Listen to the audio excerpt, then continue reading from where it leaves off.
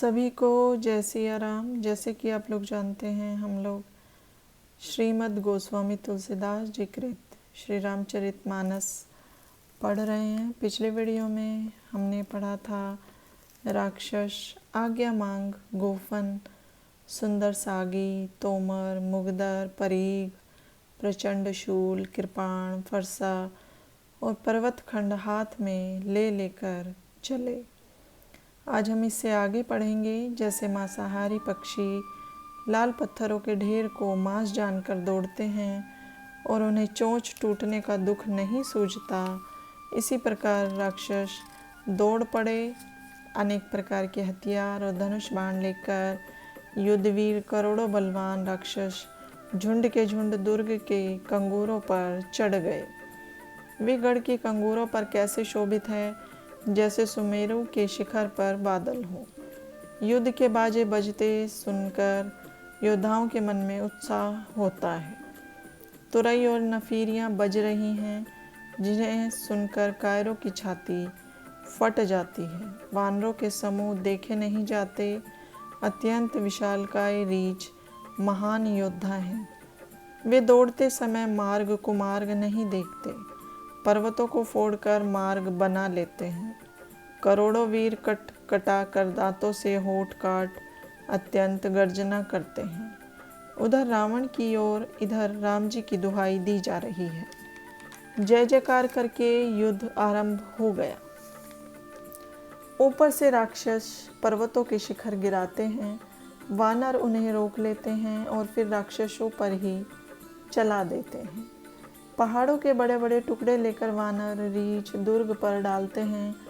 राक्षसों के चरण पकड़ भूमि पर पटक मारते हैं।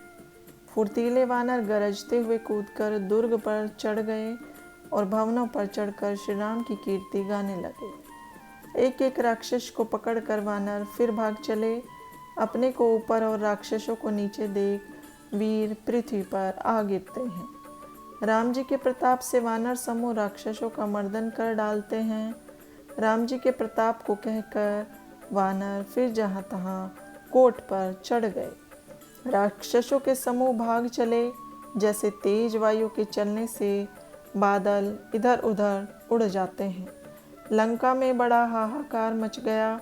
दुखी बालक और स्त्रियां रोती हैं।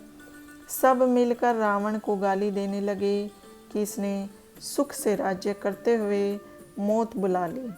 अपनी सेना को युद्ध से भागी हुई सुन रावण क्रोधित हो बोला, मैं जिसे युद्ध से लौटा हुआ सुनूंगा, उसे अपनी तलवार से मार डालूंगा। अनेक सुख भोगकर तुम्हें आज युद्ध में प्राण प्यारे हो गए। रावण के भयंकर वचन सुनकर डर कर योद्धा क्रोध पूर्वक लौट पड़े। युद्ध में लड़कर मरना ही वीरों की शोभा है, यह समझ उन्होंने प्राणों का लोभ त्याग दिया। बहुत से अस्त्र शस्त्र लिए हुए सब योद्धा ललकार कर भिड़ गए। बड़े प्रचंड मुगदरों की मार से राक्षसों ने रीछों और वानरों को विकल कर दिया।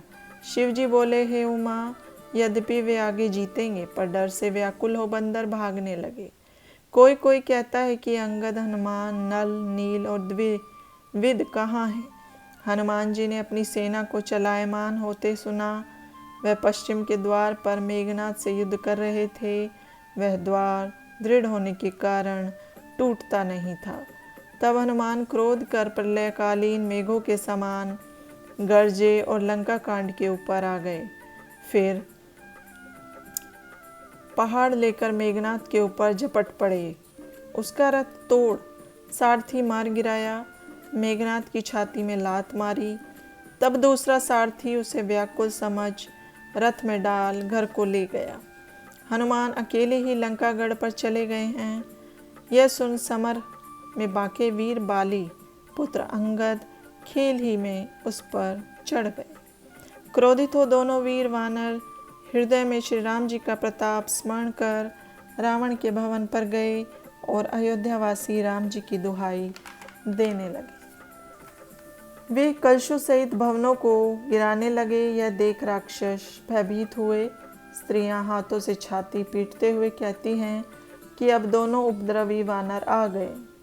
दोनों वाली लीला करके सबको डराते हैं और श्री राम जी का सुयश सुनाते हैं। फिर हाथों से सोने के खंभे उखाड़कर उत्पात करने लगे। वे दोनों अपने बाहुबल से शत्रुओं को रगड़ने लगे। किसी को लातों और चपेटों से मारकर कहते हैं कि राम जी को न भजने का फल लो। एक राक्षस को दूसरे राक्षस के साथ मसलकर उसका सिर तोड़कर फेंक देते हैं, जो दही के फूटे मटकों की भांति टूटकर रावण के आगे गिरते हैं। जिन बड़े बड़े राक्षसों को ये पाते हैं उनको पैर पकड़ राम जी के पास फेंक देते हैं।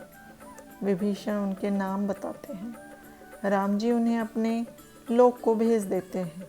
मांसाहारी राक्षस वह गति पाते हैं जिसकी योगी याचना करते हैं।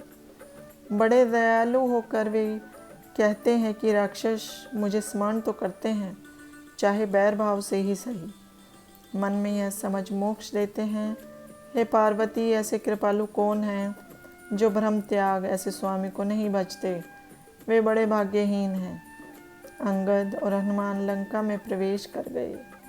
राम जी ने कहा, दोनों वानर ऐसे सुशोभित हैं मानो समुद्र को दो मंदराचल मथ रहे हैं। दोनों ने अपने बाहुबल से शत्रु की सेना का नाश किया। फिर संध्या हुई। जान दोनों दुर्ग से नीचे कूद पड़े और वहां आए जहां श्री राम जी थे। आकर प्रभु के चरणों में सिर नवाया। दोनों को श्री राम जी ने दया दृष्टि से देखा, जिससे उनकी थकावट जाती रही और सुखी हुए। अंगद और हनुमान को लौटे हुए जान सब रीछ और वानर लौटे। राक्षस संध्या का बल पा रावण की दुहाई करके रीछ वानरों पर दौड़ पड़े। तब निशाचरी सेना को देख वानर कटकटाकर भीड़ गए। दोनों दल एक दूसरे को ललकार कर भिड़ते हैं।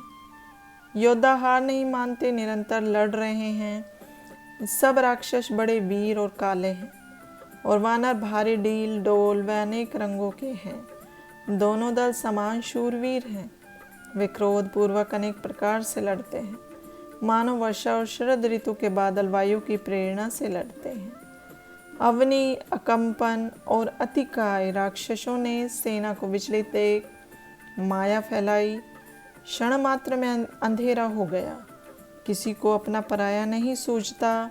सब मारो खाओ की पुकार करते हैं और रक्त, पत्थर तथा राख की वर्षा होने लगी।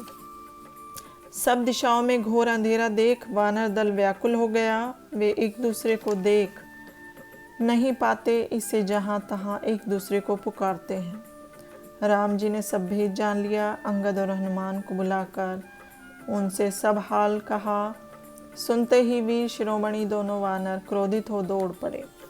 राम जी ने हंसकर धनुष तान कर आग्नेय अस्त्र चलाया, जिससे सब और प्रकाश हो गया। कहीं अंधकार न रहा, जैसे ज्ञानोदय होने पर संशय जाते रहते हैं। प्रकाश पा रीछ और वानर क्रोधित हो दौड़े। उनका भय दूर हो गया। हनुमान और अंगद जी युद्ध में गरजे। गर्जना को सुनते ही राक्षस भाग गए। वे भागते हुए वीरों को पकड़कर भूमि में डाल देते हैं। राक्षसों के पैर पकड़ समुद्र में फेंक देते हैं, मगर सांप मछली उन्हें खा जाते हैं। कुछ राक्षस घायल हुए, कुछ रण में मरे और कुछ दुर्ग को भाग गए। शत्रु सेना को तितर बितर कर रीछ और वानर गर्जने लगे। रात हुई जान चारों वानरी सेना अवधपति श्री राम जी के पास गई। जब श्री राम जी ने कृपा करके देखा, तब वानरों की थकावट दूर हो गई। उधर रावण ने मंत्रियों को बुला रण में मरे हुए योद्धाओं के नाम बताए। वानरों ने आधी सेना मार डाली। जल्दी बताओ क्या उपाय करें। माल्यवान नाम का एक वृद्ध निशाचर था। वह रावण का नाना और प्रधानमंत्री था। वह नीति के वचन बोला, हे तात, कुछ मेरी शिक्षा सुनिए। जब से आप सीता चुरा लाए हो, तब से अपशकुन हो रहे हैं। वेद पुराणों ने जिनका यश गाया है, उनसे विरुद्ध हो किसी को सुख नहीं मिला। हिरण्यकश्यपु सहित हिरण्याक्ष और महाबली मधुकैटभ को जिन्होंने मारा, वे ही कृपा सिंधु भगवान राम जी अवतार लेकर आए हैं। जो राक्षस रूपी वन को जलाने के लिए काल रूप, अग्नि, गुणों के धाम और बड़े ज्ञानी हैं, जिनके शिवजी और ब्रह्मा सेवा करते हैं, उनसे विरोध कैसा। वैर छोड़ सीता को दे, श्री राम जी को भजो। रावण को उसके वचन बाण के समान लगे। रावण ने कहा, अभागे, मुंह काला करके चला जा। तू बूढ़ा हो गया है, नहीं तो मैं तुझे मार डालता। अब मुझे कहीं मुंह मत दिखाना। माल्यवान ने सोचा कि इसे राम जी मारना चाहते हैं। माल्यवान दुर्वचन कहता हुआ चला गया। तब क्रोध सहित मेघनाथ बोला, प्रातःकाल मेरा कौतुक देखिएगा, मैं बहुत कुछ करूँगा, कहता तो थोड़ा ही हूँ। पुत्र की वाणी सुन रावण को विश्वास हो गया। उसने उसे पास बिठा लिया। इस तरह सवेरा हो गया। रीछ वानर चारों द्वारों पर आकर डट गए। वानरों ने लंका का गढ़ को घेर लिया। नगर में हलचल मच गई। अनेक भांति के अस्त्र लेकर दौड़े और गढ़ से पहाड़ों के शिखर ढुलकाने लगे। पहाड़ों के करोड़ों शिखर राक्षसों ने ढुलका दिए। बहुत प्रकार के गोले चलाए। प्रलयकालीन मेघों के समान गरजते हुए भयंकर वीर वानर भिड़कर सामने से लड़ते हैं। उनके शरीर शत विशत हो गए हैं। वानर पर्वत लेकर ऐसे फेंकते हैं कि जिससे निशाचर जहाँ के तहाँ ही मर जाते हैं। मेघनाथ ने जब सुना कि वानरों ने आकर गढ़ घेर लिया है, तो वह वीर गढ़ से उतर और ललकार कर सामने आया और बोला, अयोध्या के राजा धनुर्धारी राम लक्ष्मण दोनों भाई कहाँ हैं? अत्यंत बलवान नल, नील, द्विविद, सुग्रीव, हनुमान और अंगद कहाँ हैं? भाई का द्रोही विभीषण कहाँ है? आज मैं उस दुष्ट को मारूंगा। यह कह उसने धनुष पर बाण चढ़ा। अति क्रोधित हो उसे कानों तक खींचा। वह बाण का समूह छोड़ने लगा, मानो बहुत से पंख वाले सांप उड़ते हैं, जहाँ तहाँ गिरते हुए वानर दिखते हैं। वे उस समय मेघनाथ के सामने नहीं आ पाते थे। उनके भय से रीछ वानर भाग निकले। युद्ध की इच्छा नष्ट हो गई। रणभूमि में वानर व रीछ ऐसा कोई न था जिसे मेघनाथ ने अधमरा न किया। मेघनाथ ने 10-10 बाण सबके हृदय में मारे, जिससे वे सब वानर वीर भूमि पर गिर पड़े।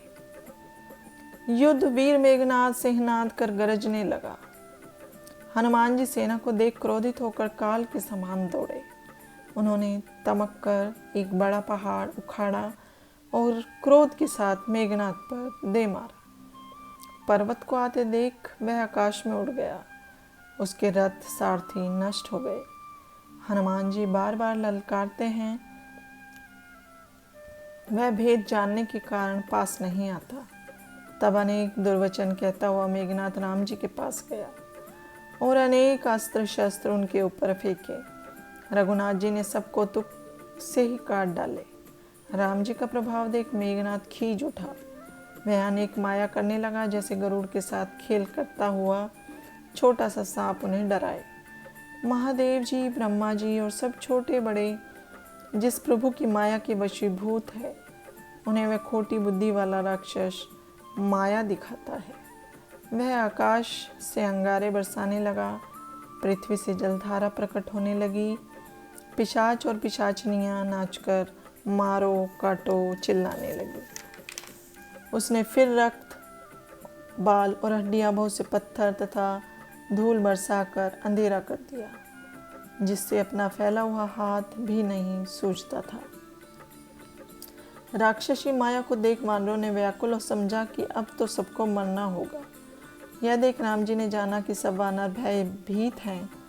तब राम जी ने एक ही बाण से सब माया काट दी, जैसे सूर्य से अंधकार नष्ट हो जाता है। फिर राम जी के देखते ही वानर रीछ बलि हो गए। श्री राम जी से आज्ञा मांगकर अंगद इत्यादि वानरों को साथ ले धनुष बाण हाथ में लेकर लक्ष्मण जी क्रोधित होकर युद्ध के लिए चले। कमल सरीखे उनके नेत्र हैं, विशाल हृदय, भुजाएं लंबी, और लालिमा युक्त गोरा शरीर है। उधर रावण के भेजे योद्धा अस्त्र शस्त्र लिए जा रहे हैं। पर्वत और वृक्ष लेकर राम जी की जय कहकर वानर दौड़े और सब समान योद्धाओं से भिड़ गए। दोनों ओर जीत की कम इच्छा नहीं है। राक्षसों को घूसा और लातों से मारते हैं, दांतों से काटते हैं। मारो, पकड़ो, सिर तोड़ दो, भुजाएं उखाड़ लो, वानर ऐसा पुकारते हैं। ऐसा शब्द आकाश में भरा है और उधर इधर प्रचंड धड़ दौड़ रहे हैं। आकाश से देवता यह कौतुक देखते हैं। उन्हें कभी विस्मय और कभी हर्ष होता है। गड्ढों में रक्त भर गया है, उस पर धूल ऐसी छा गई है जैसे अंगारों पर राख। घायल वीर ऐसे शोभायमान है जैसे फूले हुए ढाक के पेड़ ही खड़े हों। लक्ष्मण जी और मेघनाथ दोनों योद्धा महाक्रोध करके आपस में भिड़ गए। एक दूसरे को जीत नहीं सकता था। मेघनाथ ने अनीति करनी चाही, तब लक्ष्मण जी ने क्रोधित होकर उसके रथ और सारथी को नष्ट कर डाला। लक्ष्मण जी ने उसको अनेक शस्त्र मारे जिनसे मेघनाथ अधमरा हो गया। मेघनाथ ने मन में सोचा कि अब संकट आ गया है, यह मेरे प्राण ले लेगा। तब मेघनाथ ने वीर घातिनी शक्ति छोड़ी जो लक्ष्मण जी के हृदय में लगी। शक्ति के लगते ही मूर्छा आ गई। तब भय छोड़ मेघनाथ लक्ष्मण के पास गया। मेघनाथ के समान ही सैकड़ों करोड़ों योद्धा उठाते हैं, परंतु संसार के आधार रूप शेषावतार लक्ष्मण न उठे। तब वह लजाकर चला गया। महादेव जी बोले, हे उमा, जिनकी क्रोधाग्नि 14 भुवनों को जला देती है, समस्त संसार जिनकी सेवा करता है, उन्हें युद्ध में कौन जीत सकता है?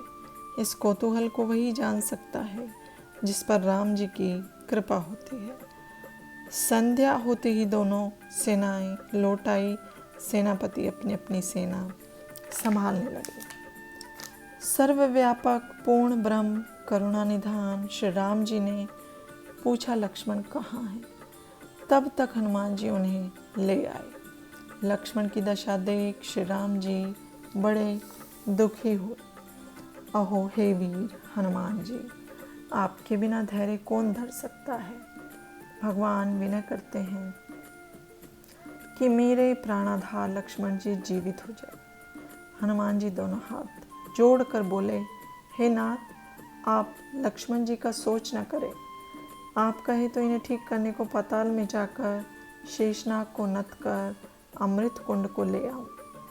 कहें तो चंद्रमा को पकड़कर लक्ष्मी जी के मुख में उसका अमृत निचोड़ दूं और आकाश को फोड़कर सूर्य को निकाल शत्रु के द्वार पर राहु को बैठा दो। कहे तो ब्रह्मा शिवादि को लाकर उनसे अमर अमर वाणी बुलवाऊं, अनेक वैद्यों को घर समेत ले आऊं और काल को मार सबके दुख नष्ट कर दूं। हे नाथ, आप कहें तो मैं अपने शरीर को त्याग दूं ताकि बड़भागी लक्ष्मण जी अभी जीवित हो जाएं। हे नाथ, आपके मन में जो रुचि हो मुझे वही आज्ञा दीजिए।